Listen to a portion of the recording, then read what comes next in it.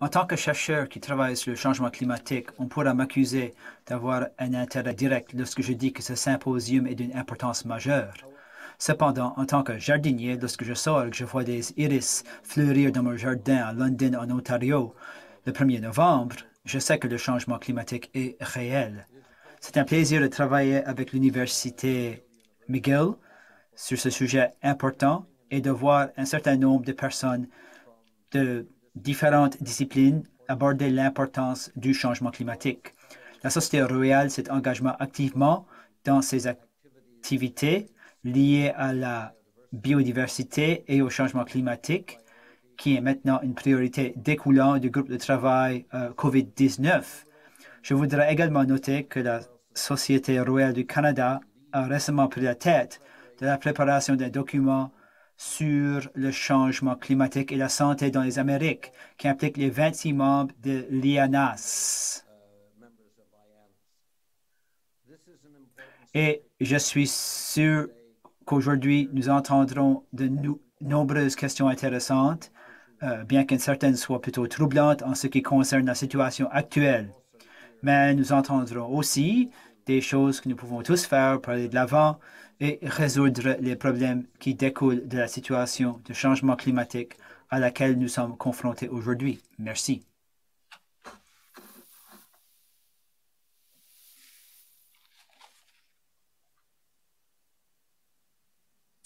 Alors, bonjour tout le monde et merci Jérémy pour cette introduction. Merci à la Société royale d'organiser cette rencontre qui ne peut tomber à un meilleur moment et merci de m'avoir inclus dans cette journée. So I'm delighted to be here. Je suis ravi d'être là et je veux commencer en félicitant la Société royale du Canada d'avoir organisé cet événement des plus opportuns. Je reviens tout juste de la COP26 où on entendait à propos de tous les défis que la planète, les planètes des pays entiers auxquels ils font face, en fait, au cours des années à venir. Alors, atténuer et s'adapter au changement climatique, voilà, ce sera des éléments qui définissent nos vies, des sujets qui définissent nos vies au cours de ce siècle. Et le Canada est bien placé de le faire correctement, convenablement. Nous avons plusieurs ressources, à la fois ressources humaines et physiques, pour pouvoir passer par ce changement transformationnel. En fait, la science nous dit que lorsqu'on applique l'expérience que nous avons connue lors de la COVID, c'est qu'on s'applique à résoudre un problème ensemble, on peut le faire. Et ensemble, ça signifie plusieurs disciplines, plusieurs pays qui collaborent et plusieurs secteurs aussi. Alors, il va falloir la science partout, au sein du gouvernement, pour des prises de décision fondées sur les données probantes, les industries pour les nouvelles technologies, il va falloir dans nos universités, et il va également falloir de la science pour continuer avec un dialogue continu avec nos concitoyens, parce que les renseignements seront critiques et les chercheurs, les scientifiques et les érudits ont des rôles fort importants à jouer au sein de leur cadre de recherche ainsi que dans la vie publique. Alors, ça tombe pas mieux d'avoir cette réunion. Il y a 2 ou 3 éléments sur lesquels que je voudrais souligner. J'ai parlé de l'importance que la science aille de l'avant. La science va nous apporter des solutions dont nous avons besoin pour nous adapter au changement climatique et pour atténuer le changement climatique. C'est la technologie, oui, mais également au niveau des changements comportementaux, les politiques, les règlements. Il va nous falloir afin de rassembler toutes ces disciplines-là. Et tout le monde doit contribuer. Il nous faut une diversité de voix, il nous faut une diversité de systèmes de connaissances et il va nous falloir une diversité d'expertise. Comme nous abordons cet enjeu-là ensemble, rappelons-nous que tout le monde a quelque chose à contribuer. Et finalement, la collaboration internationale. Et c'est pourquoi je suis tellement ravi que la Société royale du Canada organise cette discussion en groupe avec l'ambassade de la France et de même que de concert, en fait, pour amplifier les voix des autres académies du G20, comme Jérémy avait mentionné. On va devoir renforcer la collaboration internationale. Il va falloir s'engager dans des dialogues plus significatifs et du travail plus significatif ensemble à travers la planète au cours des années à venir. Certains pourront estimer que c'est anxiogène de considérer ce qui se présente devant nous.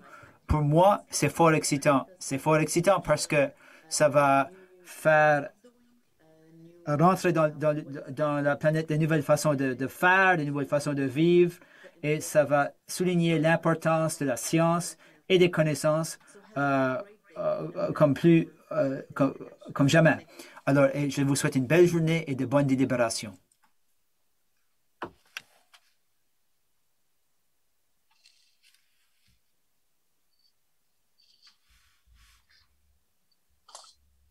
Hi there, everyone. Bonjour. Bonjour tout le monde. Je m'appelle Rick Smith. Je suis le président de l'Institut canadien pour les choix climatiques canadiens. C'est vraiment un plaisir d'être parmi vous aujourd'hui. Je vous rejoins de Toronto. C'est pluvieux, le territoire traditionnel des Mississauga, du Credit, les Anishinaabe, les Chippewa, les Anishinaabe et les peuples Wendat. Je sais que vous nous rejoignez des endroits de près, de loin, et je veux reconnaître les propriétaires traditionnels et ceux qui ont pris garde de la terre traditionnelle d'où vous venez de Zoom aujourd'hui. Comme le docteur Niemer vient de mentionner pendant toute cette semaine, la Société royale du Canada a des discussions tous les jours au niveau de sa célébration de l'excellence et de l'engagement. On est ciblé sur les enjeux les plus importants de notre époque. Pendant cette semaine, des milliers de délégués de travers le Canada, de travers le monde, s'engagent dans des séances scientifiques où figurent les aperçus de centaines d'érudits, d'artistes et de scientifiques. C'est dans ce contexte plus élargi que cet événement a lieu.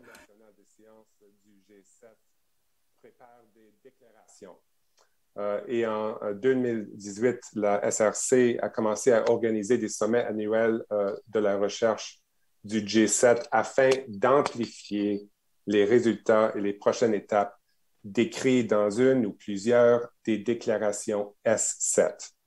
So today's Royal Society of Canada G7 Research Summit will focus on climate change implications and mitigation options for Canada, using the S7 statement on net zero as the catalyst for today's discussions. I want to congratulate the Royal Society of Canada for organizing, for the structure, the architecture of this week's sessions and for today's session on climate change. The fact that today's session on climate change is embedded in this broader week-long scholarly event really reflects the Royal Society of Canada's recognition of the central importance of climate change in our lives, the climate change challenge, but also the impact that climate change is increasingly having directly on the lives of Canadians. You know, it wasn't that long ago that climate change was a conversation topic largely confined to those focused on environmental policy. In fact, United Nations COP, and I just got back from the Glasgow COP26, United Nations climate change summits were events mostly attended by environment ministers, by environmental scientists, and by environmental advocates. But those days are gone. Recently, my institute, the Canadian Institute for Climate Choices, polled Canadians on their attitudes to climate change, and the results are telling.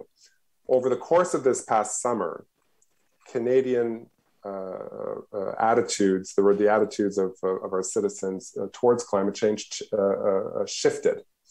The regularity of extreme weather events, wildfires, heat domes, flooding, have convinced more Canadians than ever before that climate change isn't some notional far off danger, but rather a proximate threat to their health and the well-being of their families. Now, science has played a huge role in this change, and we're going to hear Ça more jouait about un grand rôle dans ce changement-ci. Un exemple que je voudrais souligner, c'est la montée de la science d'attribution. Cette nouvelle division de la science en matière de changement climatique, le Time Magazine a reconnu cette contribution en nommant 2 scientifiques d'attribution à la liste annuelle des 100 personnes avec le plus d'influence dans le monde. Jusqu'à récemment, les scientifiques ont souvent parlé de façon générale au sujet des changements environnementaux, changements climatiques pilotés. Mais les mêmes scientifiques ne voulaient pas revenir à l'analyse au niveau de ce que les Canadiens et les gens partout dans le monde vivent à tous les jours au niveau de phénomènes météorologiques extrêmes. La science d'attribution, cette nouvelle génération de méthodologies statistiques et de modélisation où l'on peut attribuer des événements spécifiques météorologiques extrêmes au changement climatique, a fermé l'écart empirique entre le théorique et le spécifique. La conséquence, et c'est un phénomène récent, on voit régulièrement les scientifiques qui parlent avec confiance au sujet des causes et des effets du changement climatique, et parfois dans le même cycle de nouvelles où l'événement météorologique extrême se produit.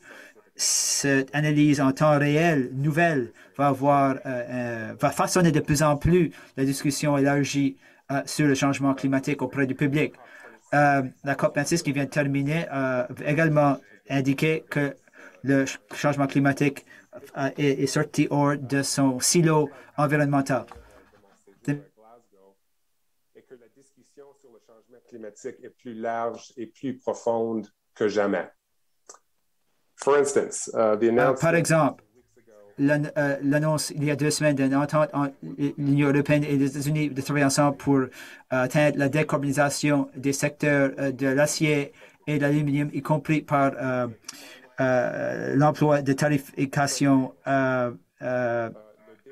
ciblée. 8,5 milliards de dollars entre les États-Unis, le Royaume-Uni, la France, l'Allemagne et l'Union européenne pour aider l'Afrique du Sud à financer une transition plus rapide de la combustion du charbon pour l'énergie, signifie que la politique sur le changement climatique est maintenant, à ce moment, aussi une politique d'aide étrangère.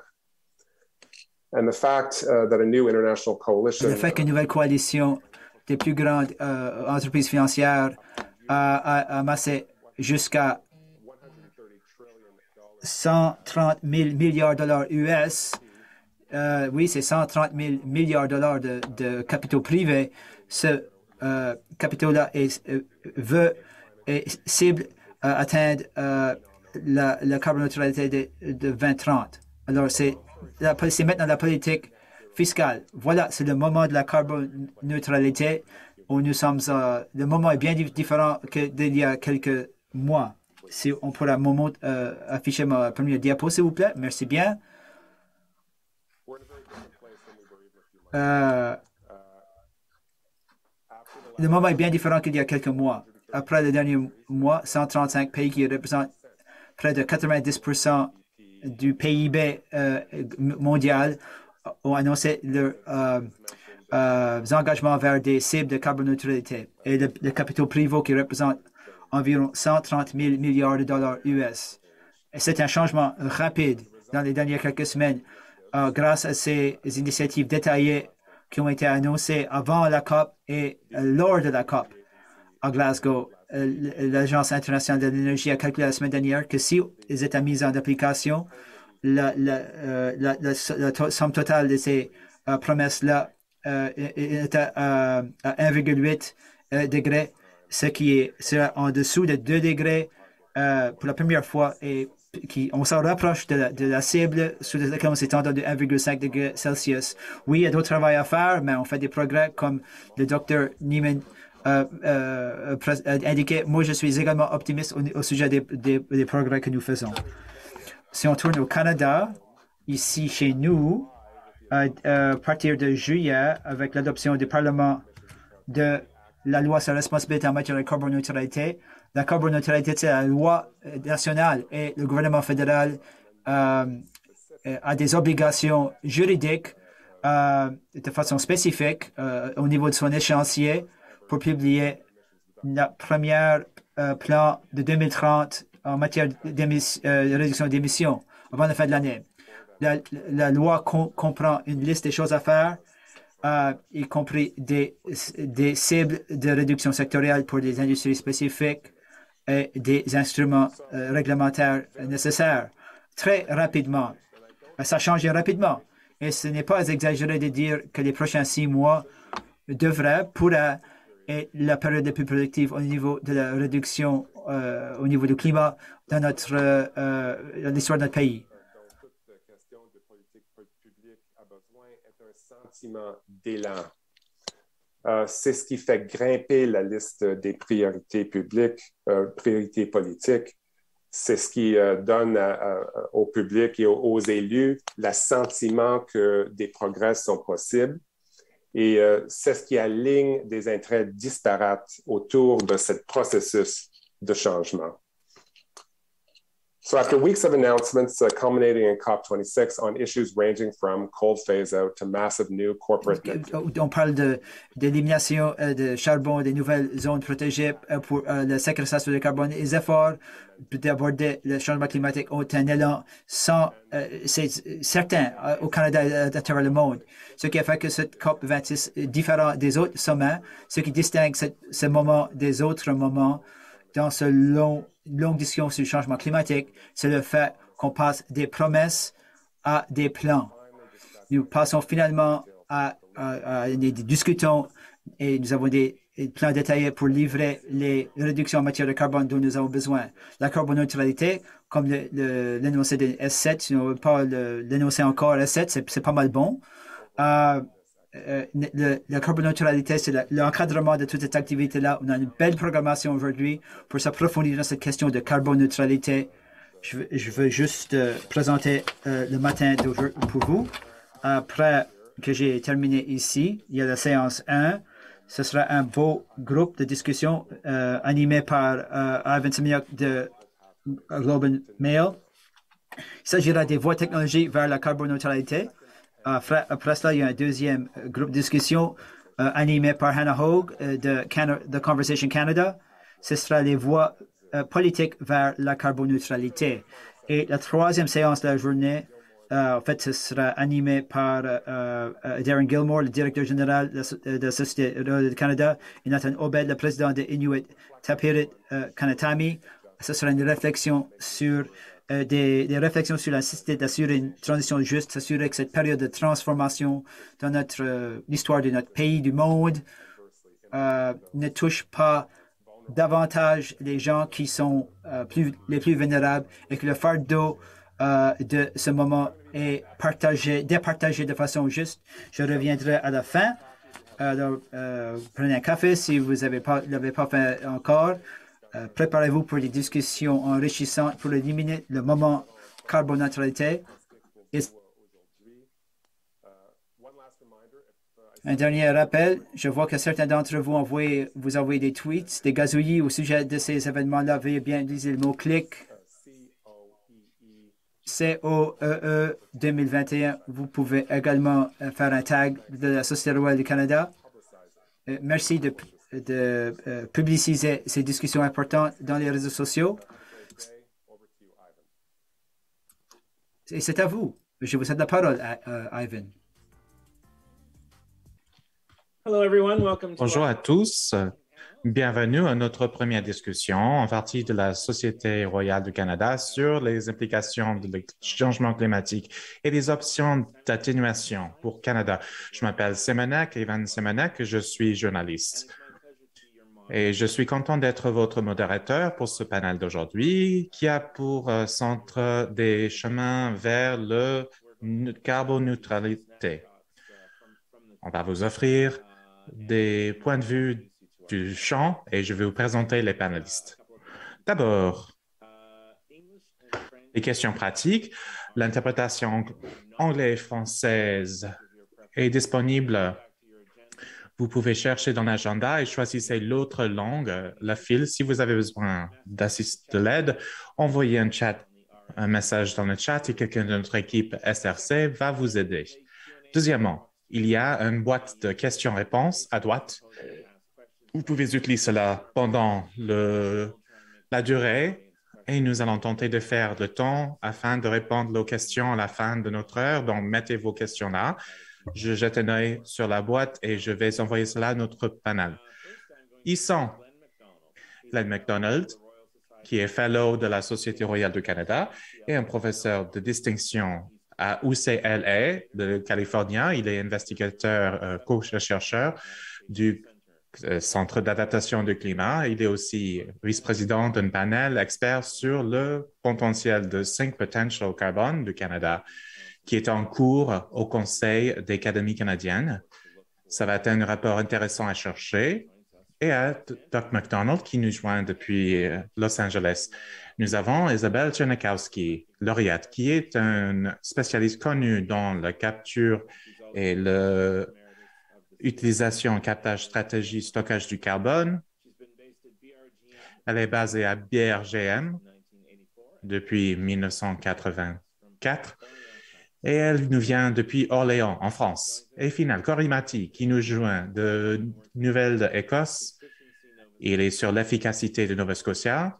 Il a des forts liens avec leur secteur d'énergie ainsi que des communautés autochtones et leurs organismes tout au long du Canada, y compris Canadian Foundations, Indigenous Clean Energy et Scotian Wind. Bonjour Matty, merci d'être parmi nous. C'est génial de vous voir à tous. J'aimerais commencer tout de suite sur des réflexions de la part de nos panélistes aujourd'hui sur ce qu'on vient de voir à Glasgow avec le COP26, la dernière conférence des Nations Unies sur le changement climatique, des nouvelles qui sont sorties de la conférence. Et je crois que c'est un mélange de sentiments et d'opinions en matière de où ça nous laisse et l'avenir pour les prochaines années ou deux. Donc, je commence par Cory parce que, bien évidemment, les renouvelables sont une grande partie de la conversation. Comme ça finissait, qu'est-ce que vous en pensez ce week-end à Glasgow? J'étais en silencieux. Merci de cette question. Personnellement, je n'étais pas là, mais je regardais et je suivais de tout près et j'avais l'occasion de parler avec mes collègues qui étaient présents. Et les renouvelables étaient une grande partie, une grande conversation. Et des différents pays, on regardait les renouvelables et on parlait sur les renouvelables de façon distincte et différente. La dernière fois, on était content de voir que c'était une partie de la conversation plus grande. Il y avait une grande partie autochtone, il y avait plus de personnes d'origine autochtone là. Il y avait des événements qui ont eu lieu dans le fond, dans la ville, à l'extérieur de l'événement. Donc, sans doute, les personnes autochtones ont eu une plus grande foi. Et ça, c'est bien. C'était un grand événement. Je crois qu'il y a des personnes qui questionnent l'efficacité. Est-ce que c'est un événement dont on a vraiment besoin? Et franchement, moi, je crois qu'on en a besoin. C'est mieux de l'avoir que de ne le pas avoir. Isabelle? Bien évidemment, Cole,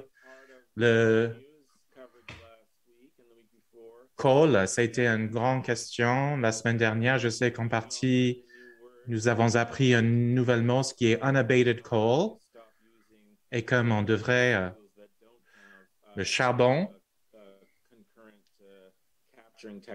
et qui n'ont pas des technologies de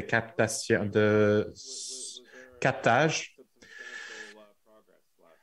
Donc, est-ce qu'il y a eu des progrès significatifs la semaine dernière? Je crois que vous êtes en silencieux. Je n'étais pas à Glasgow pour le COP26, mais j'ai assisté au COP21 à Paris avec le European Network of Excellence. Et donc, Lionette était présent au COP26 qui organisait les événements sur les technologies de captage de carbone. J'organisais cela aussi. Donc, de mon point de vue, c'est très important que ça a été reconnu au COP26 que monter l'échelle de l'atténuation est essentiel et que le rôle de technologie est aussi essentiel. Pour la première fois, dans la conférence de COP que j'entends autant de fois la mention de technologie de captage de carbone, utiliser le charbon sans contrôler les émissions, ce qu'on appelle unabated coal. Il faut le stocker sous la terre. C'est la seule façon d'avancer si on souhaite continuer à utiliser le charbon en partie dans certains pays. Ça, c'est absolument nécessaire afin de capter le CO2 et de le stocker en dessous, sous la terre. Compris. Et Glenn, je tourne vers vous pour des réflexions de votre point de vue. Je sais que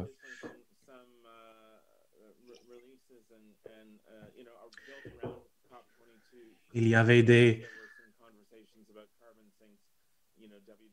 choses de presse sur WWF et sur les carbon sinks. On parlait des peatlands et d'autres choses qui sont spécifiques au Canada. De votre point de vue, qu'est-ce que vous voyez à la conférence et qu'est-ce que vous pensez de ce qui devrait venir prochainement? Peatlands, c'est tourbière. Je suis en Californie et je suis sur les territoires non cédés des personnes sur Bosch. Nous sommes reconnaissants de leur stewardship. De mon point de vue par rapport, c'était un COP assez émotionnant. Ça commençait fort avec la déclaration de la part de 28 pays qu'il y aurait une cessation de nettoyage des forêts d'ici 2020. On parle de gigatonnes 8,9 en regardant l'analyse préliminaire. Ça pourrait être une grande histoire, pas uniquement pour les personnes qui s'intéressent aux solutions à base de la nature. Où se trouve Canada dans tout cela? Plus de 90%, peut-être 98%, en parlant de carbone qui n'est pas libéré, vient des tropiques. Mais le forêt boréale est très important aussi. C'est intéressant, mais ce qui était plus intéressant, c'est qu'on jette l'argent là-dedans, à peu près 19 millions de dollars. En parlant de Cory, à la participation autochtone, 1,7 milliard de dollars est spécifiquement préservé pour les peuples autochtones. Ça, pour moi, c'est quelque chose de très important, mais les 28 pays qui représentent plus de 87% à 90% de la terre avec des forêts. À la fin de la conférence, c'était aussi émotionnant, passionnant. 2 fois dans l'accord final, le terme « solution à base de la nature » a été utilisé. Et l'important des solutions à base d'écologique qui ont les deux choses, de réserver la biodiversité ou les fonctionnements des écosystèmes, ont été mentionnés. Et aussi, de plus, dans une des déclarations dans l'accord, spécifiquement, ça parle des solutions écologiques et le rôle des peuples autochtones là-dedans. Donc, il y a reconnaissance des peuples autochtones, y compris avec les solutions à base de la nature. Ça, c'est quelque chose de très positif. Je peux avoir les problèmes sur l'optique de cette conférence, que je ne crois pas, qui n'était pas bonne. Je peux aussi avoir par rapport aux bases de solutions à nature, c'était intéressant.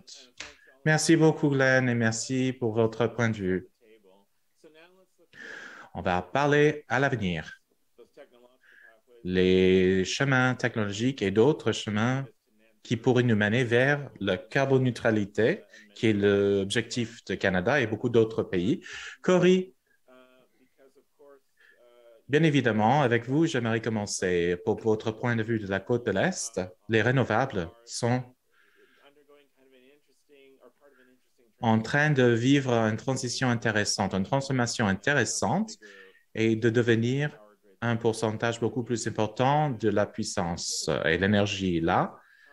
Pourriez-vous nous donner un sens de comment cette transformation se passe et comment est-ce qu'on intègre les renouvelables? Et quelle partie de cette expérience sont les points à retenir qui pourraient être utiles afin de faire cela à une plus grande échelle? Merci pour cette question. La Nouvelle-Écosse, ça fait presque 30 ans, un voyage de presque 30 ans afin d'arriver là où on est. Et une grande partie de cela a été la province de Nouvelle-Écosse et l'énergie. C'était clair qu'on avait besoin de bouger, de changer vers les fossiles. Ça dépend. En fonction de la jour, on peut aller jusqu'à 40% sur la charbon, mais on est allé très loin.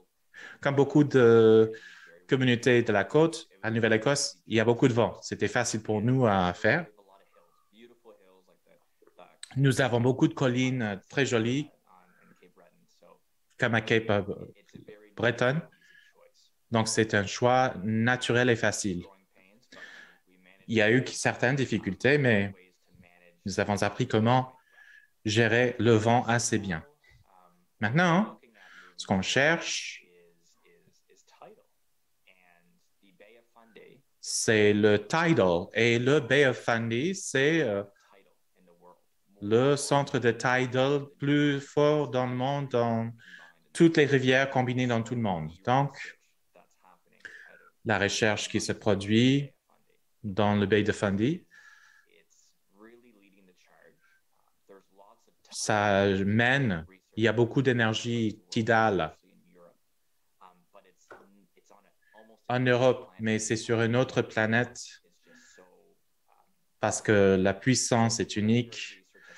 Tidal, c'est à marée ou de marée.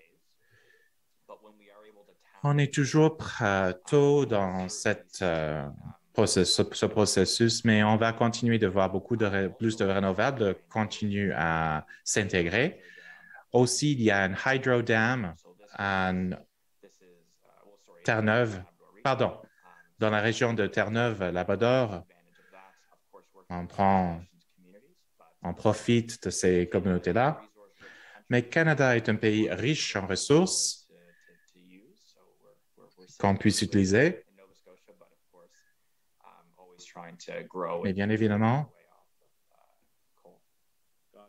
mais de transitionner pour arrêter le charbon.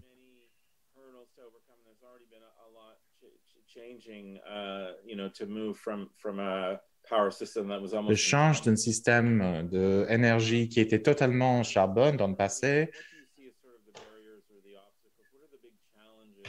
Quels sont les grands points de défi sur le côté technique?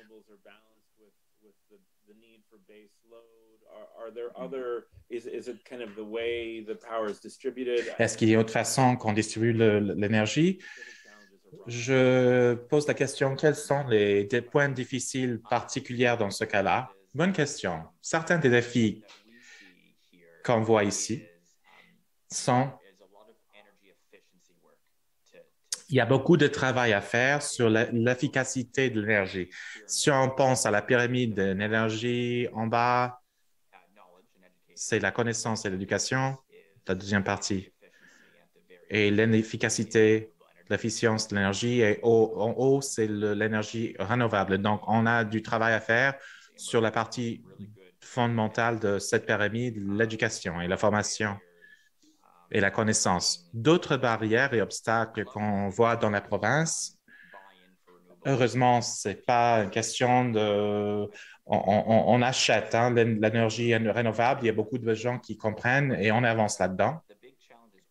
Mais le grand défi est l'argent, le patrimoine ancien. Il y a beaucoup d'argent qui est lié avec des projets anciens d'énergie. Nous avons une usine de charbon en Tretton dans la zone de Glasgow. Et c'est une usine assez grande de charbon. Ça produit de l'énergie assez bon marché et c'est difficile de transitionner pour ces types d'énergie vont marcher. Je crois que la vie utile de ces usines ça commence à terminer. Il y aura une possibilité, soit ils vont changer vers autre chose. Ontario a un travail énorme afin de quitter le charbon. Ils ont commencé assez tôt parce qu'il y a beaucoup de vie dans les usines de charbon là. Donc, je crois que c'est question de continuer le travail dur qu'on fait afin de motiver cet argent, vieux argent des projets pour voir si ça se met vers les projets des renouvelables. Merci.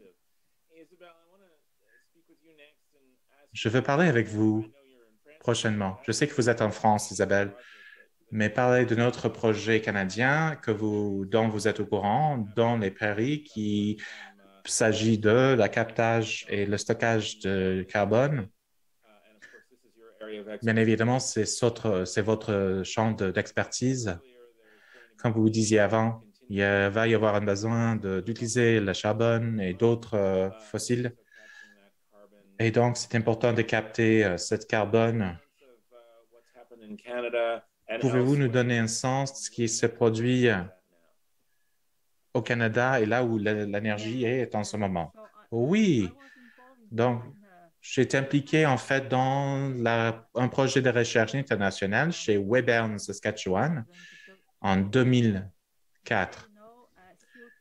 Là, vous savez, le CO2 s'injecte dans un réservoir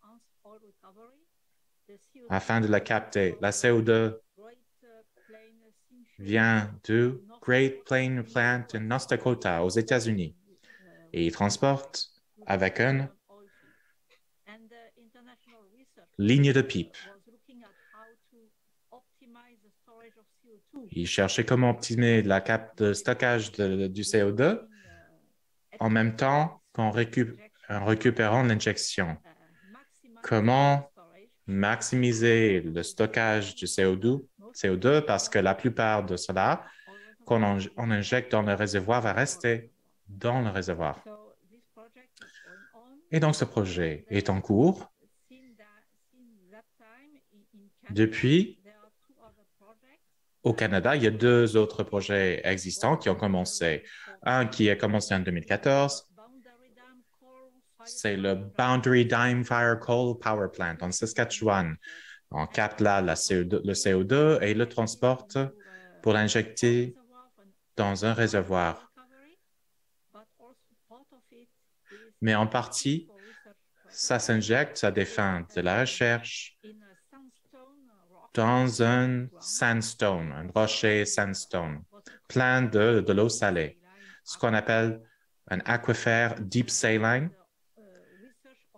Et il y a la recherche en cours afin de surveiller et prévoir comment le CO2 va évoluer sous la Terre.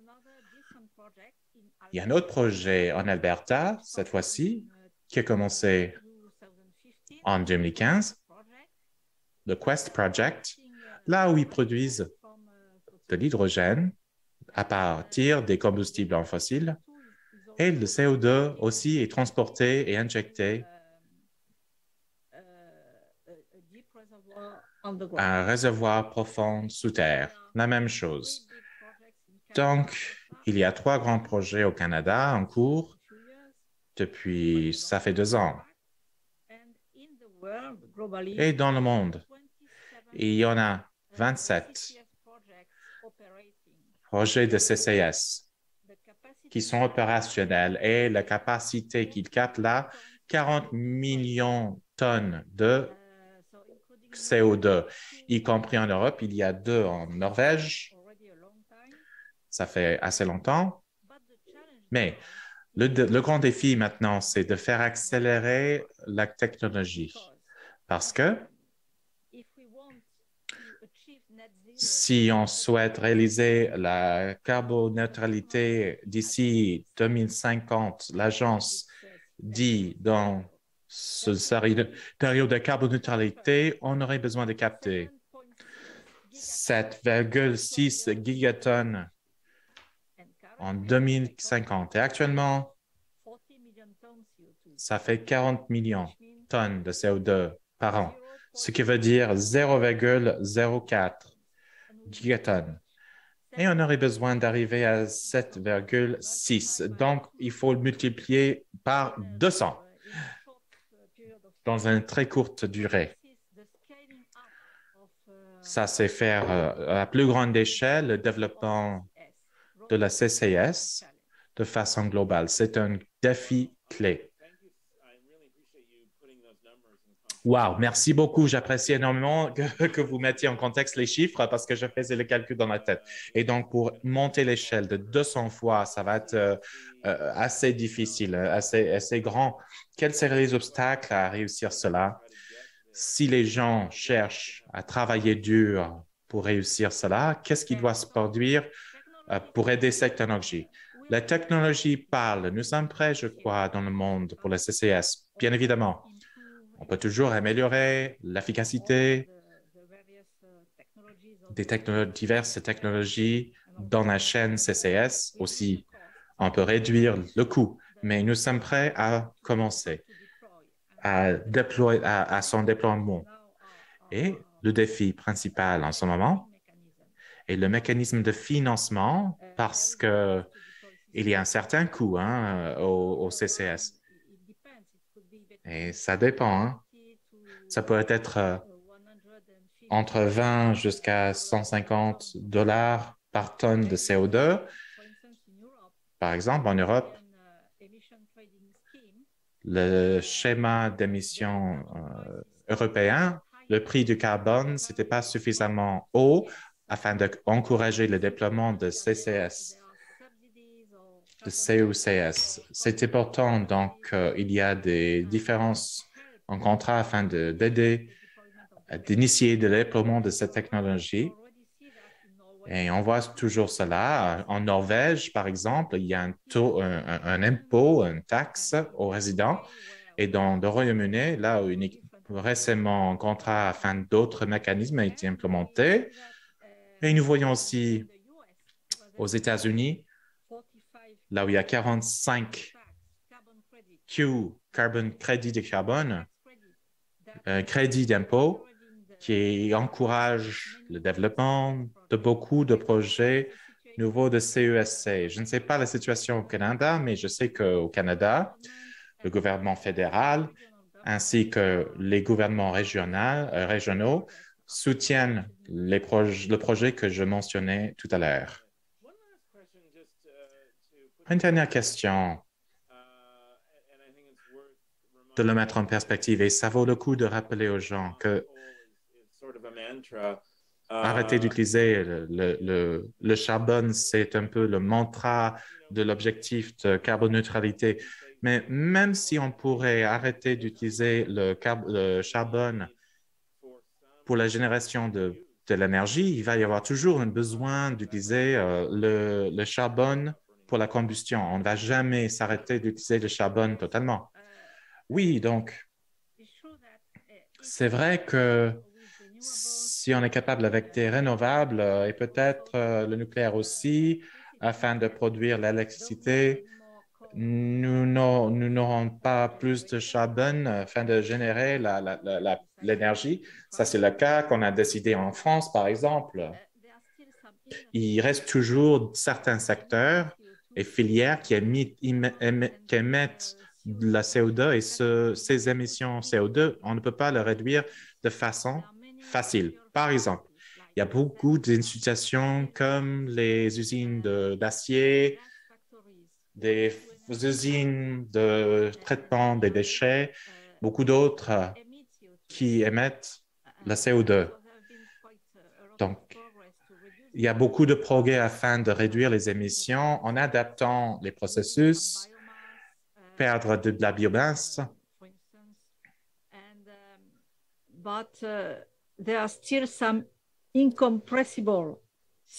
Mais il y a toujours des émissions de charbon incompressibles. C'est pour ça que l'accord de climat de Paris a mis l'objectif de établir les émissions avec la charbon 6 au milieu de la décennie, du siècle. Donc, des solutions à base de la nature, qui a parlé Rick, mais il y a aussi le captage et le stockage du charbon. On remet le charbon, le carbone qui était extrait de la terre, on le remet dans la terre. Donc, pour beaucoup d'institutions industrielles qui ont besoin d'énergie pour les bâtiments, etc., nous devons aider à réduire les émissions de CO2 incompressibles à la carbone neutralité. C'est pour ça que le CECS est tellement important. Bien évidemment, c'est pour ça que c'est une technologie cruciale parmi d'autres. Maintenant, à Glen, on est sur le sujet des puits de carbone et où mettre cela de capter de façon technologique le carbone lorsque ça s'émet. Il y a des puits de carbone naturels qu'on regarde plus fréquemment comme un élément important pour toute la question. En commençant par Canada, mais je suis sûr que ça va être applicable à plusieurs régions aussi. Pourriez-vous nous donner un sens? Quelles sont ces solutions à base de nature ou les puits de carbone? Et comment est-ce que ça joue? On sait qu'ils sont là, c'est dans la forêt et d'autres lieux, mais comment est-ce qu'on intègre cela dans notre plan? Oui, notre plan. Oui, donc pour un aperçu, les solutions de puits de carbone à la nature, ça serait quelque chose comme une forêt. À travers la photosynthèse, le CO2 s'enlève de l'atmosphère et ça s'incorpore dans la matière végétative ainsi que dans le bois qui forme le tronc des arbres. Et cet arbre pourrait vivre pendant 100 ans, peut-être plus. Et ce carbone ensuite est séquestré dans la biomasse, dans le bois. Même dans une forêt, ça peut être séquestré dans la terre, la couche de la terre. Par exemple, dans les terres comme les tourbières, pendant plusieurs décennies, plusieurs centaines d'années. Et donc, ça, c'est le garde comme ça, séquestré dans l'environnement terrestre ou marine pendant très longtemps, entre les siècles jusqu'à les milléniums. Ça, c'est une base de carbone nature. Donc, au Canada, il y a beaucoup d'intérêt dans cela parce que nous avons deux potentielles solutions assez grandes. Ça serait la forêt boréale et le forêt temporelle que nous avons au Canada. Et ça serait les terres organiques des tourbières qui, encore une fois, c'est des lieux massifs de stockage de carbone. Donc, ça serait des solutions à base de la nature. Maintenant, il y a eu une comptabilité qui a été réalisée par Nature Canada et par le Nature Conservancy of the United States récemment de ces solutions à la base de nature pour séquestrer le carbone au Canada. Ce qui était vraiment intéressant, c'est que l'un des plus grands sort de l'agriculture. Et ça, c'est l'utilisation des cover crops. Cover crops sont ce on va planter les légumes. Vous plantez une récolte, une exploitation que vous n'allez pas récolter, mais que vous allez laisser la biomasse là en plantant. Ça peut être très important. Si vous utilisez les légumes, par exemple, ça peut enrichir le contenu en nitrogène de la terre. Donc, c'est un fertilisant naturel. Ça enlève des CO2 de l'atmosphère, ça rentre dans la terre et ça peut être stocké et gardé dans la terre. Et l'utilisation des cover crops, ça peut aussi être assez important dans les solutions plus grandes de la base de la nature dont on dispose au Canada. L'autre, ça serait la gestion des forêts. Comme par exemple, vous optimisez la recapture du carbone, les produits qui sortent de la forêt, vous optimisez l'utilisation afin que le carbone reste. Ou, si vous utilisez ça pour l'énergie.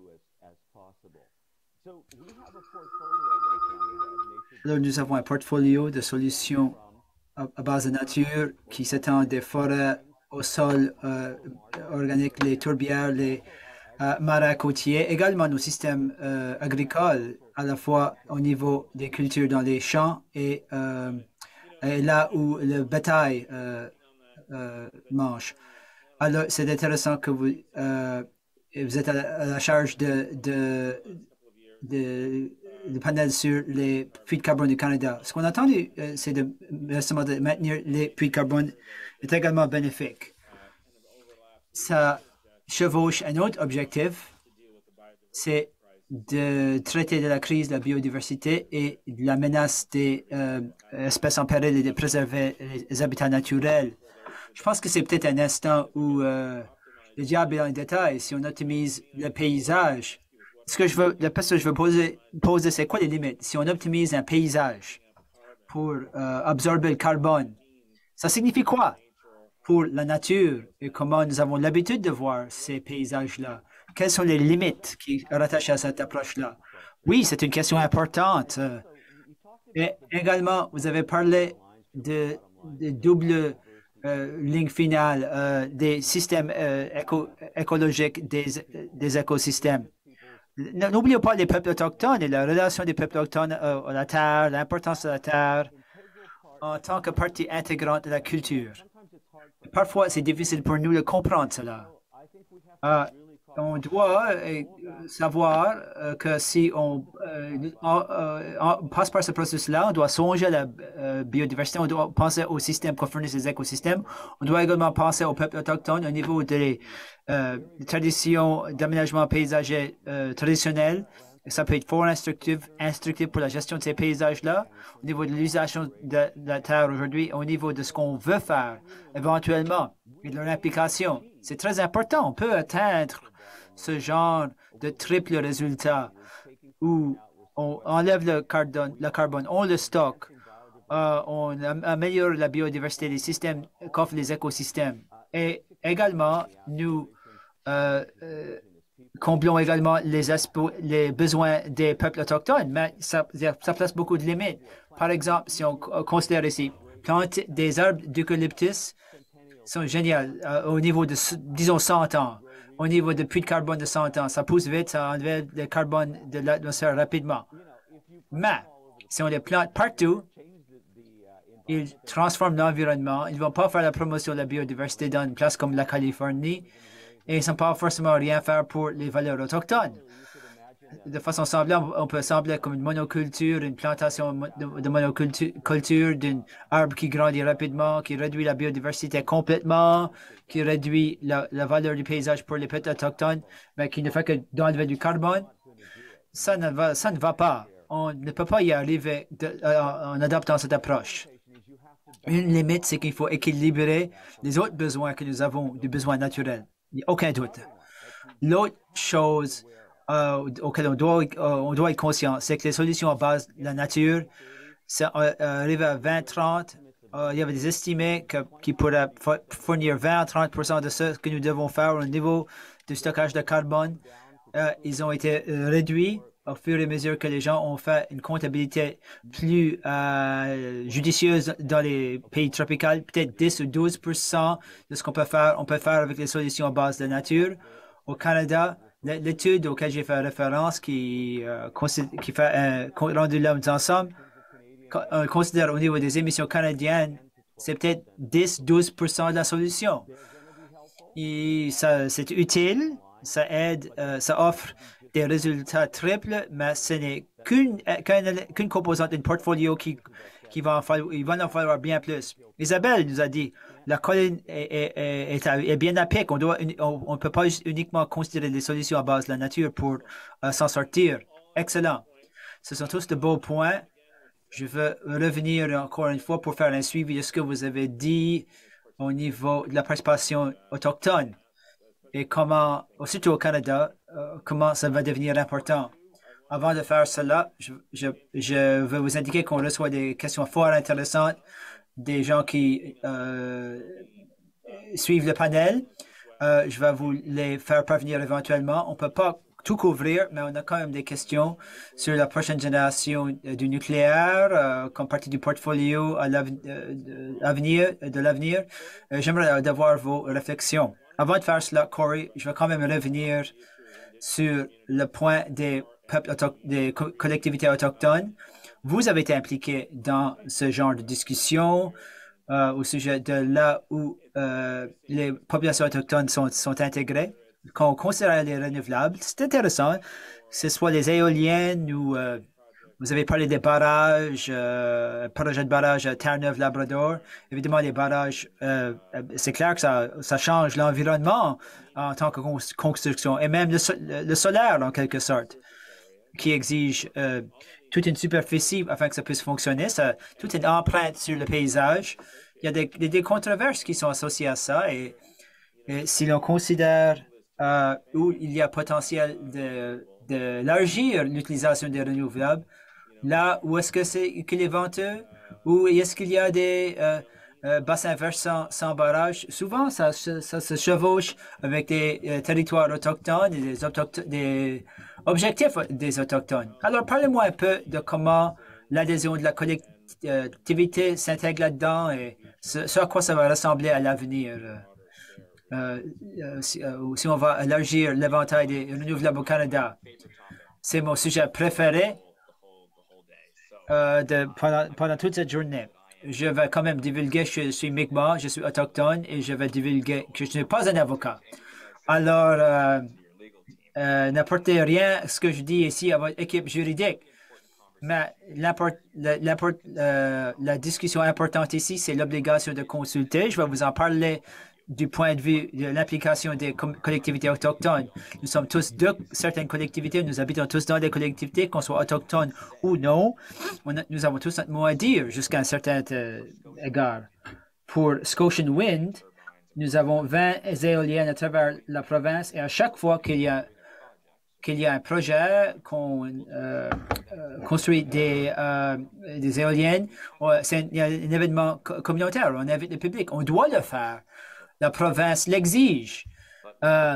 Mais ce qui fait notre côté unique, c'est que souvent, on s'assure qu'on a un bon niveau d'adhésion communautaire. Ce n'est pas unique chez nous. Il y a plusieurs projets énergétiques qui le font, mais on fournit un pourcentage vers un champion communautaire ou un groupe pour s'assurer qu'on redonne à la collectivité. Ce qui est un peu unique chez nous quand même, c'est que nous permettons la collectivité locale d'investir dans nos projets. Et les études ont démontré que les gens qui peuvent investir et recevoir un dividende, ils sont plus heureux, ils sont moins aptes à se plaindre des éoliennes dans leur voisinage. Alors, c'est très bien. Pour notre organisation, nous offrons un rendement de 20% sur leur placement. Et eux, ils sont heureux et nous sommes heureux. Du point de vue autochtone, il y a l'obligation de consulter. Alors, à chaque fois qu'un projet a lieu, il y a une chance que ça pourrait déclencher une obligation de consulter. Nous sommes dans les tribunaux depuis 20 ans avec l'obligation de consulter. C'est toujours flou au niveau de son déclenchement. Et ça crée ça rend un peu mal à l'aise. Mais n'importe quand que le ministère de l'Énergie d'une province ou de l'Environnement va émettre un permis, la province pourrait avoir besoin de voir s'ils ont l'obligation de consulter et ils vont attribuer cette responsabilité-là au projet. L'obligation de consulter peut exiger que la compagnie qui bâtit le projet de faire mener une étude, peut-être avoir des réunions. Et finalement, en fin de compte, la nation n'a pas un droit de veto sur le projet. Mais ils peuvent certainement compliquer la donne. Quand je fais la consultation, ce que je dis aux organisations, la meilleure façon de faire que l'obligation de consulter, de le faciliter en fait, s'assurer que la communauté, que la nation ne va pas être difficile avec laquelle travailler. Il faut s'engager auprès d'eux gratuitement. Alors, il ne faut pas avoir d'obstacle au niveau du coût. Il faut le faire tôt, il faut le faire souvent. Ne rentrez pas avec un plan et cherche une signature. Permettez de la souplesse lorsque vous faites des projets. Les projets énergétiques en Nouvelle-Écosse ont vraiment été progressistes à cet égard. Ils ont impliqué les nations tôt. C'est essentiel. On doit s'engager auprès des nations tôt et de façon équitable. Si ça passe au tribunal, ça sera dans le coup, ça sera au tribunal de l'opinion publique et ça termine pas bien. Pas pour personne finalement. J'encourage tout le monde qui considère mener un projet. Commencez à développer vos relations dès que vous le pouvez. C'est bien. Voilà. Alors, du temps que nous parlons sur ce sujet-là, on va revenir à la technologie. Il y a plusieurs collectivités autochtones. Ils ont des besoins énergétiques. En ce moment, c'est vraiment intensif au niveau des combustibles fossiles. Les communautés du Nord qui ont des immenses réservoirs de diesel. La question, c'est est-ce qu'il y a une solution renouvelable pour de telles collectivités, mais ils doivent avoir l'indépendance énergétique afin que ça fonctionne. La grande question là, c'est l'entreposage de l'électricité et de la technologie des piles. Je me demande, dans vos discussions au sujet de comment les collectivités vont fonctionner où le renouvelable peut jouer jouer un rôle, c'est quoi votre impression de la question au niveau du stockage dans les piles? Certainement. Tout d'abord, je vais vous parler de stockage d'énergie et là, je vais vous parler de stockage dans les piles. La biomasse est une belle façon d'entreposer de l'énergie. À Yellowknife et toutes les autres villes du Nord, il y a beaucoup de forêts. C'est une belle façon de chauffer un édifice, c'est d'utiliser du bois ou des pastilles de bois. On peut également embaucher la collectivité de couper du bois dans des places comme la Colombie-Britannique. Il y a beaucoup de bois sur la côte. Il y a un terme technique pour ça. Il y a beaucoup de bio qui tombent. Et ils brûlent ça. C'est un beau store d'énergie. C'est excitant. Plus loin au nord, comme à Joe Haven, où j'ai des collègues. Ils font du travail incroyable avec des énergies renouvelables. On ne s'imaginera pas qu'un endroit tellement éloigné, mais considérer les éoliennes, l'énergie solaire, c'est vraiment excitant. Du point de vue du stockage d'énergie, il fait froid dans le nord. Alors, c'est bon pour le stockage d'énergie. Parfois, solaire, c'est bon pour le solaire s'il fait froid, mais pas vraiment pour le stockage d'énergie. Il y a du travail à faire. La technologie est encore très nouvelle, mais il y a vraiment de grands arguments pour ça. Le prix par kilowatt dans le Grand Nord, c'est ridicule. C'est clair qu'il y a un bon point de vue en matière énergétique. Je ne sais pas, Ivan, si vous voulez que je parle du nucléaire ou... On va garder le nucléaire pour un instant et on va parler aux autres sur le groupe de discussion. On doit l'intégrer à la discussion, mais c'est également en question lorsqu'on parle de la communauté du Nord. Alors, gardez ça à l'esprit. Je sais que le public s'intéresse à cette question-là. On va le considérer. Alors, Isabelle, tout d'abord, parce que j'ai une autre question de suivi sur le stockage de carbone et le captage de carbone. Isabelle, que sait-on au niveau de la stabilité géologique de ce genre de stockage? Une fois que l'on commence à parler du montant de carbone qui doit être capté afin de vraiment atteindre ces objectifs-là, vous aviez parlé de 7 gigatonnes par an, si je me rappelle bien.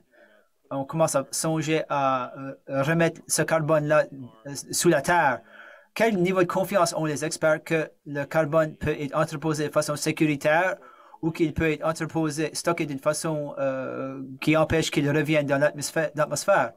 Quelle est votre impression de ce côté-là de la technologie? Oui, bon, je pense que tous les scientifiques ont confiance que ça se fait, que c'est possible. La preuve, je prends l'exemple de la nature. Dans la nature, il y a beaucoup de champs de CO2 souterrains depuis des millions d'années. Par exemple, en France, il y a 8 champs de CO2 très souterrains à une profondeur de 1 ou 2 kilomètres qui ont été découverts quand on cherchait pour du pétrole, ils pensaient qu'ils avaient trouvé du pétrole. Ils pensaient qu'ils avaient trouvé une réserve, mais une fois qu'ils ont creusé, le fluide était du CO2 pur qui s'est accumulé de façon souterraine. C'est du CO2 d'origine volcanique et ça s'est accumulé dans les pores des roches du grès, des roches carbonées. Et par-dessus, il y a un niveau d'argile qui a bloqué le CO2. Ça l'empêche de sortir. C'est comme le pétrole. C'est emprisonné dans les pores des roches avec une couche d'argile. Dans la nature, on trouve des accumulations pures de CO2 souterraines qui sont là depuis des millions d'années. Alors, en quelque sorte, on peut dire que le stockage géologique de CO2, c'était une solution à base de nature. Oui, on fait l'injection de CO2 souterrain en employant un pluie, mais tous les mécanismes, à part cela, sont naturels souterrains. Bien sûr, nous ne pouvons pas injecter et stocker le CO2 partout. Il faut choisir le bon emplacement. On doit explorer le milieu souterrain pour chercher des emplacements où il y a des accumulations profondes de sédiments souterrains. Ce n'est pas dans les montagnes. Il faut des couches de carboné et de grès et d'argile et on peut injecter le CO2 et le stocker dans les pores des roches. Alors, je vous ai parlé de la recherche sur ces nouvelles technologies déjà commencé il y a 20-30 ans. Des projets de recherche en Europe, en Amérique du Nord, différentes parties de l'Europe.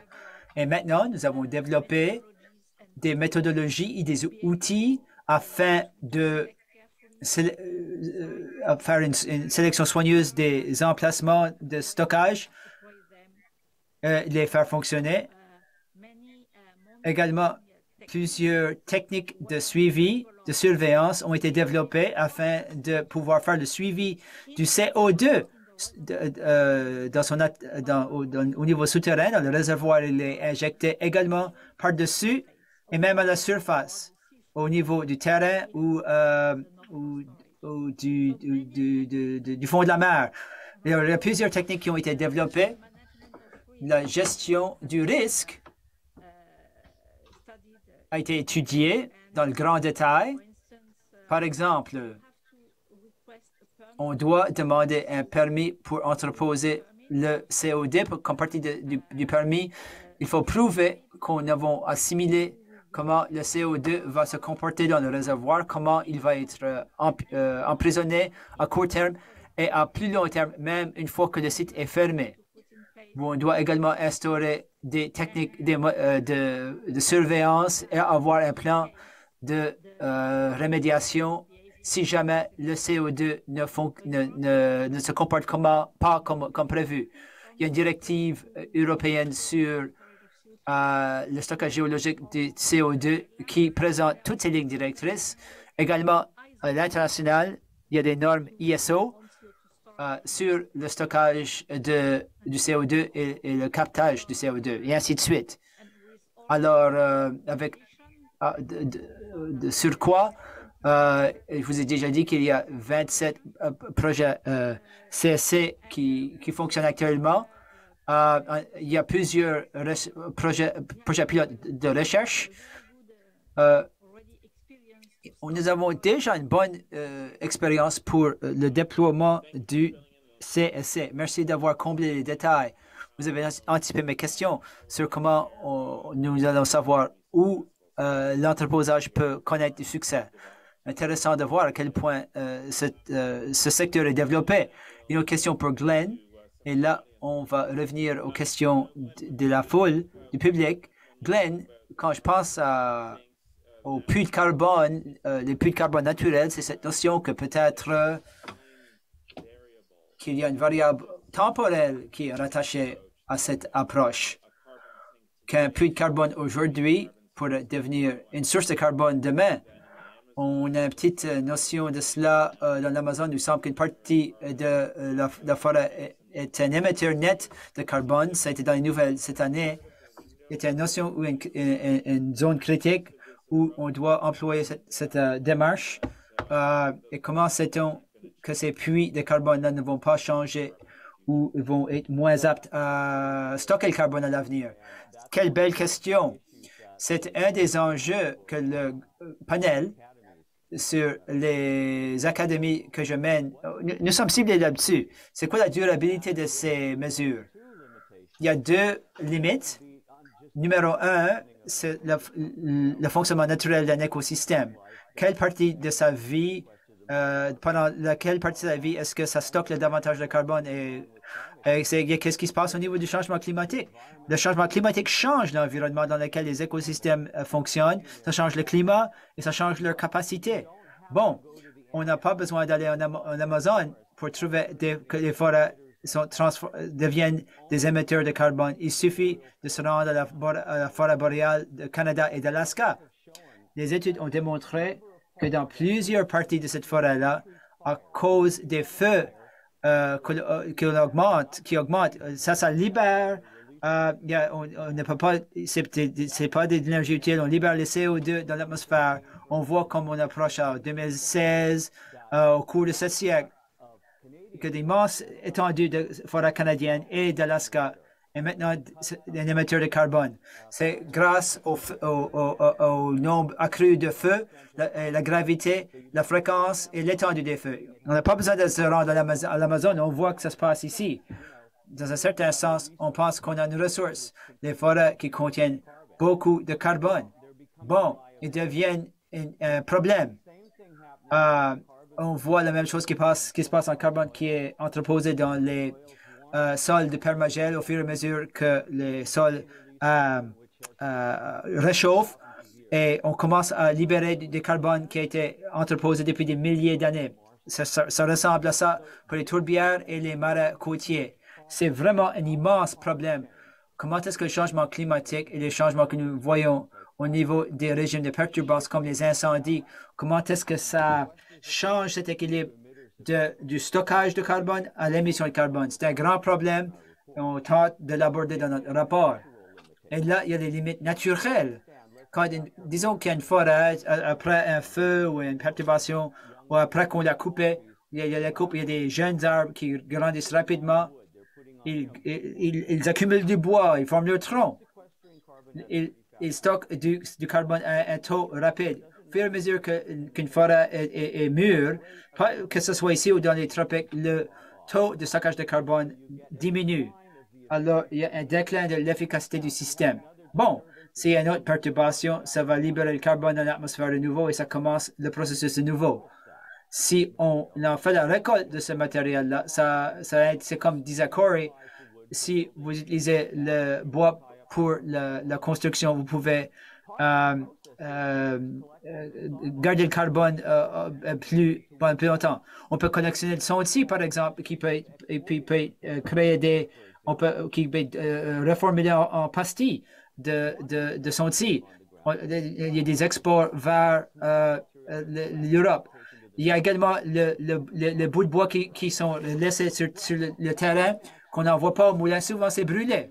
Une bonne part de cela, on peut l'employer pour la production de pastilles de bois. Et la production d'énergie, quand on brûle la pastille, le carbone monte dans l'atmosphère, mais c'est capté de nouveau par la photosynthèse. Alors, ça devient partie du cycle. Alors, dans les collectivités qui sont dans des zones forestières, il y a le potentiel d'entreposer l'énergie dans un certain sens, dans la biomasse, et des choses comme des pastilles, la technologie de pastilles de bois pour y accéder. Mais rappelez-vous que de façon naturelle, il y a une limite. Dans plusieurs systèmes, surtout dans les forêts, au niveau de l'efficacité de la captage de carbone, c'est une limite naturelle. Et en changeant le climat, on change les règles de ces systèmes-là. Et on voit que des écosystèmes deviennent des émetteurs et la forêt boréale, malheureusement, il s'agit des instances très intéressantes, tellement de variables à comprendre. Alors, on va tourner aux questions du public. Il y en a certains qu'on devrait aborder. Encore une fois, on se rappelle qu'on ne peut pas tout couvrir dans un seul groupe de discussion, mais c'est peut-être une bonne indication d'un groupe de discussion futur pour la Société royale. Je vais lire quelques questions. Un des membres publics, merci pour la discussion des plus pertinentes. Qu'est-ce que pense le groupe de discussion sur les technologies de nouvelle génération nucléaires, des réacteurs modulaires petits comme complément aux renouvelables? Qu'est-ce que les présenteurs pensent au sujet de comment l'énergie nucléaire s'inscrit dans les scénarios de carboneutralité? En France, le nucléaire est une grande source de l'Ontario. Une grande source d'électricité et en Ontario, le nucléaire est une grande contribution à l'énergie. Il y a en Nouvelle-Écosse, il y a bien sûr beaucoup de charbon, mais dans l'ensemble, le profil du carbone du Canada est faible en matière de carbone grâce à la combinaison de l'hydroélectrique et du nucléaire. Pour les gens qui se demandent, ça revient régulièrement de présenter les avantages, étant donné qu'on n'a pas une personne du secteur nucléaire. Ici, nous parlons d'une source d'énergie faible carbone. Son empreinte est plutôt petite sur le paysage et l'un qui fournit du pouvoir et de l'électricité en continu de façon prévisible. Alors, Corey, vous aviez des choses à dire à cet égard? J'aimerais bien, quand vous faites partie des discussions qui implique tout le portfolio de l'énergie et les gens qui discutent. Qu'en pensez-vous quand le sujet du nucléaire est soulevé? Merci. Je suis ravi de rentrer dans cette discussion. Nous n'allons pas du tout arriver à une réponse finale. C'est un sujet qui divise plusieurs, le nucléaire. Il y a des gens qui pensent que c'est pas bon pour l'environnement, c'est pas pro-renouvelable, et d'autres sont de l'avis que c'est à faible carbone, pas de carbone, ça fournit une bonne base parce que c'est stable. Ici en Nouvelle-Écosse, nous ne poursuivons pas l'énergie renouvelable. Nous cherchons à obtenir davantage de ressources renouvelables et utiliser différentes ressources.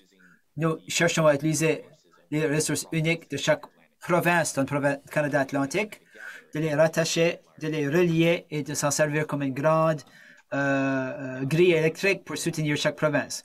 Le Nouveau-Brunswick a une usine nucléaire qui fonctionne bien, il n'y a pas de préoccupation. Alors, je suis indifférent quant au nucléaire. Je pense que ça fait de l'allure pour différentes zones et je pense que c'est une belle technologie par intérim du temps qu'on développe une meilleure technologie d'entreposage par batterie. C'est difficile de dire jamais dans ces sujets. J'ai toujours ça me rend nerveux de dire qu'on va toujours brûler du charbon. Qui sait qu'est-ce que l'avenir va nous apporter, surtout avec l'entreposage par pile. Et regardez à quel point on a développé le solaire. Même s'il n'y avait pas d'utilisation du charbon pour la production d'électricité, on va s'en servir pour d'autres fins. L'autre point, c'est dans le Grand Nord. Les petits réacteurs modulaires, j'ai de bons amis dans le Grand Nord. Ça les inquiète, ces réacteurs modulaires. L'électricité, c'est cher dans le Grand Nord. Alors, il y a de bons arguments d'installer les réacteurs nucléaires au niveau. Ça fait de l'allure économique dans le Grand Nord. Pour bâtir un petit réacteur modulaire dans le Grand Nord, pour l'installer, la logistique de faire emmener cela dans le Grand Nord, ben, c'est grotesque. Il faut avoir quelqu'un qui utilise sa place du privilège pour former quelqu'un dans la nation pour savoir comment ça servir. Ça prend du temps. La surveillance, il n'y a rien qui... Si quelque chose devait se produire dans un environnement où les gens vivent sur le territoire, et si l'écosystème déjà tellement fragile, tellement stressé, qui devait avoir un accident. Je ne sais pas qu'est-ce qui se passera. Les Canadiens auront besoin de se rallier auprès des comités du Grand Nord pour leur fournir du soutien. Et il y a des enjeux, actuels au niveau de l'eau potable propre. On n'a pas déjà, le pays ne s'est pas rallié. Alors j'ai certaines craintes au niveau du Grand Nord. Donc, je vais regrouper tes pensées là. Sans doute, c'est de les mettre sur la table. Ça a été un défi dans le secteur, la filière nucléaire, même en termes de vraies technologies, mais aussi la perception, ce qui est quelque chose à prendre en compte aussi. Isabelle, on a indiqué le point, il y a beaucoup de nucléaire en France aussi. Où voyez-vous ça comme partie de la conversation? C'est vrai que nucléaire est un thème important en France. Le président Macron, le 9 novembre, il y a une semaine, je crois, dans son discours à la nation, il a souligné l'avantage de l'énergie nucléaire dans la lutte contre le changement climatique. Il a annoncé que la France planifie d'être avoir 6 fois plus de réacteurs nucléaires et aussi de contracter des réacteurs plus petits nucléaires. Et sa nouvelle est de garantir l'indépendance d'énergie de la France dans l'avenir, avoir notre propre stock d'énergie à un coût raisonnable et ne pas dépendre des autres pays étrangers. Donc, ça se trouve dans le mélange de technologies possibles à atténuer le changement climatique. Il y a beaucoup d'options et nous avons la chance qu'on dispose de plusieurs options, les renouvelables.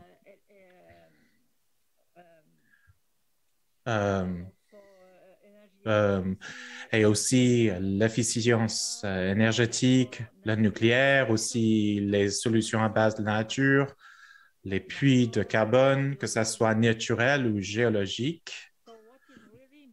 Ce qui est vraiment important maintenant, donc, c'est d'avoir des discussions et des débats au niveau territorial. Quelle est la meilleure combinaison des options données ma territoire personnel, les caractéristiques, la possibilité, ses besoins. Et ça doit être discuté avec tous les parties prenantes impliquées. Et on ne peut pas savoir pour l'instant qu'est-ce que ça va être la solution. Chaque pays, chaque territoire à l'intérieur du pays va avoir sa propre solution. Je crois qu'on peut trouver des solutions et le plus d'utiles qu'on dispose, plus facile ça va être à trouver des solutions à un coût raisonnable et qui sont acceptables au niveau social. Et à cet égard, je veux profiter de votre expertise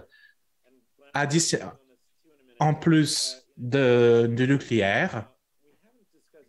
On n'a pas parlé de l'énergie géothermique et je sais que dans votre pays, Isabelle, c'est votre parcours scientifique recouvre ce sujet. Est-ce qu'il y a une tranche de la tarte qui pourrait faire partie et est-ce que ça serait de quelle importance? Oui, cette énergie est une renouvelable clé là où on va tirer le chauffage de la part de la Terre afin de produire l'énergie. Et vous pouvez aussi climatiser les bâtiments avec des pompes de chauffage. Et l'énergie géothermique a un footprint petit. Donc, je crois aussi que ce genre de solution ne suffit pas, on ne considère pas suffisamment et il faudrait explorer l'espace, c'est génial, mais on peut faire beaucoup sous terre aussi. Et ça, c'est quelque chose assez peu exploré. sous terre, on peut stocker le CO2, comme j'ai déjà expliqué. On peut aussi extraire l'énergie géothermique et aussi on peut stocker des quantités énormes d'énergie. Aussi l'énergie un peu, mais aussi l'hydrogène, on peut le stocker sous terre. Donc, de plus, avec les piles dont on a besoin pour le déploiement des énergies renouvelables, c'est aussi important d'avoir des stockages d'énergie massifs et le géothermique peut nous fournir avec cela. Donc, j'aimerais aussi dire que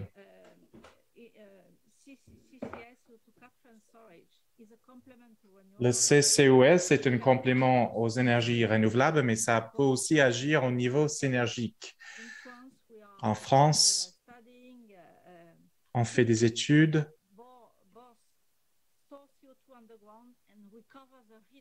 pour récupérer le chauffage sous terre dans le même projet. Il y a aussi des synergies entre le biomasse et le géothermique, parce que quand on capte ça par une plante biomasse et vous stockez le CO2 sous terre, en fait, vous avez retiré le CO2 de l'atmosphère qui était attrapé par le biomasse, emprisonné par la biomasse. Et il y a un projet au niveau européen, en Stockholm, Suède, qui vient de recevoir un financement le fonds d'innovation de l'Union européenne.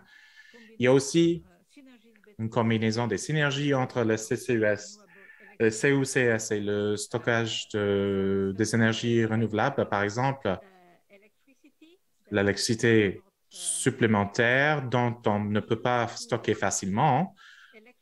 On peut l'utiliser afin d'électrolyser l'eau, produire de l'hydrogène et cet hydrogène pourrait être combiné avec la CO2 captée afin de produire des hydrocarbone qui peuvent être facilement transportés et stockés. Ça aussi, c'est une façon de faire ça. Pour donner une illustration qui a beaucoup de possibilités, beaucoup d'options, il faut vraiment qu'on étudie ce qui est logique au niveau de chaque territoire. Ça semble vraiment une approche de all of the above, tout ce qui est en eau. Ça explique comment ces parties vont faire un ensemble. Je regarde l'heure, il nous reste 6 minutes. Glenn, je passe à vous, mais ensuite Isabelle, et on va finir avec Cory. Et je veux entendre ce que vous pensez sur le nucléaire et d'autres aspects de portefeuille énergétique, mais aussi peut-être faire un ensemble de tout cela. La dernière question à vous. Que pensez-vous qui va se produire dans l'avenir? En regardant tous ces défis et toutes ces options, toutes les limitations sur certaines des possibilités, on a pris des limites. Qu'est-ce que vous voyez en tant qu'un acheminement plausible et faisable vers l'avenir en regardant par le bal de cristal? Qu'est-ce qui va passer dans les prochaines 10 à 20 années? Oui, je vais parler vite à ce qui est parlé Cory et aussi Isabelle en termes de la géothermique. Les gens veulent voir un débat se produire en Amérique du Nord sur le Maker California. On a arrêté le centre Northry parce que l'usine de génération parce qu'il y avait un problème au niveau d'ingénierie, mais Diablo Canyon, nous avons toujours, qui est aussi programmé d'être fermé. La semaine dernière, il y a une étude de la part de Stanford, de MIT, qui a dit que ça serait une erreur de le fermer et de le garder jusqu'à 2035 même. Réduirait ou égalerait une partie de la transport produit dans les gaz en effet de serre. Le transport, c'est le plus grand ici en Californie. Ça, c'est le débat en cours et ça va être intéressant de voir comment ça avance. C'est quelque chose dans le public, sur l'esprit de l'esprit. Ce n'est pas un modulateur grand, c'est ce qu'on fait plutôt Ontario Hydro, son déploiement. Je ne vais pas me mettre de l'un côté l'autre. Sur le géothermique, il y a une chose incroyable proposée ici, sur la frontière avec Mexique, à côté de Salton Sea. le Salton Sea dans cette zone-là. Il y a un liquide très salé, chaud, qui contient beaucoup de lithium, bien évidemment, qui est un composant, élément critique pour la technologie des piles en tant qu'elle est de nos jours. Pour récupérer ce lithium, les États-Unis en dépendent d'autres pays afin de beaucoup de ces minéraux-là et autres choses afin de récupérer ce lithium. Mais aussi, on peut utiliser le chauffage géothermique à partir du sel, de l'eau salée. Donc, je suis ça de très près. Bon, maintenant, la boule de cristal, des solutions individuelles dont on a parlé. Et c'est important pour nous d'établir quelles sont les lacunes, quelles sont les choses pas sûres. Pour être honnête, aucune de ces solutions va nous faire arriver. Les solutions à base de nature ne va pas nous faire le déploiement du nucléaire dans une forme ou l'autre. On ne va pas y arriver. Nous devons mettre ensemble toutes ces choses. On a besoin d'un portefeuille, comme Isabelle a dit, et responsif et qui répond au niveau national, mais aussi régional. Et des solutions à base de la nature vont en faire partie, mais on peut faire des erreurs. Des entreprises, beaucoup d'entreprises sont impliquées dans les Trillium Trees. On va planter des milliards d'arbres et ça fait partie de la solution à base de la nature. Ça fait aussi beaucoup d'entreprises chimiques et ça va aider, mais ça ne sert pas de l'aide si on veut laisser la savane. Si on nettoie les grasslands, en les plantant des arbres. Et il faut être reconnaissant de ce qui sont les conséquences non intentionnelles. Je crois que ça va être mené par l'économie. Là où c'est logique, on peut faire des choses. Là où ce n'est pas logique, on ne pourra pas. Je crois que ça va être un processus assez long. Et je suis un peu préoccupé d'atteindre les objectifs 1,8 ou quelque chose comme ça, parce que la complexité pour moi de au niveau technologique est énorme. Je crois qu'en travaillant dans les groupes comme ça, on va y arriver, mais ma préoccupation, c'est qu'on n'y arrive pas assez vite. Et nous avons beaucoup de motivation aussi en regardant les crues, la montée des eaux. Qu'est-ce que ça va être quand on est à 2,5 degrés d'augmentation? Avec le bal de cristal, qu'est-ce que vous voyez comme l'acheminement vers l'avenir plus probable? Oui, donc je crois que, comme on a vu au cours des dernières 2 années, le CUCS commence à être vraiment déployé. Je vous ai dit qu'il y avait 27 projets opérationnels dans le monde, mais il y a 100 qui sont en train d'être développés dans plusieurs pays, y compris la France. Donc, je crois que le CUCS est en train d'être reconnu en tant qu'une technologie importante, mais bien évidemment, ça fait partie d'un portefeuille des mesures d'atténuation et de technologies d'atténuation. Toutes les autres options doivent être aussi développées et mises en œuvre dû à le changement climatique et le fait que nous avons de retard dans nos propres objectifs GG, les réductions des émissions. Je crois que c'est le moment de commencer à faire ce qu'on peut en ce moment. Toutes les technologies et les solutions qu'on a mentionnées dans le panel, elles doivent être implémentées et on ne devrait pas dire je ne veux pas cette solution, je veux cette solution-là parce qu'on a du retard. Et l'urgence du changement climatique est là aujourd'hui. Tout ce qu'on peut faire, donc, c'est il faut le faire. Tout ce qu'on peut. Et peut-être on aura pu réduire dans un avenir beaucoup d'émissions et on aura trouvé aussi d'autres technologies, d'autres façons de vivre, etc. Donc, on peut décider plus tard que cette solution, on n'a plus besoin. Mais pour l'instant, tout ce qu'on peut faire, il faut le démarrer, il faut commencer là-dessus. C'est très bien déclaré. On entend bien l'urgence là. Et maintenant, le dernier point de vue communautaire, vous voyez ça comment dans l'avenir? Cory? Oui, je vais finir sur une note élevée, positive. Je crois vraiment que les affaires et travailler en proximité avec le gouvernement, ça va nous aider. Peut-être on ne va pas atteindre nos objectifs, mais je crois qu'on va arriver assez près. Et dans le temps, on va trouver la solution. Je dis aux personnes de regarder là où l'argent d'investissement va. On voit beaucoup d'investissements dans les énergies renouvelables et dans la technologie verte. Et je crois que ça, c'est assez passionnant. Et c'est quelque chose qui démontre qu'il y a aussi un côté niveau économique et affaires. C'est tout ce que j'ai. Hein?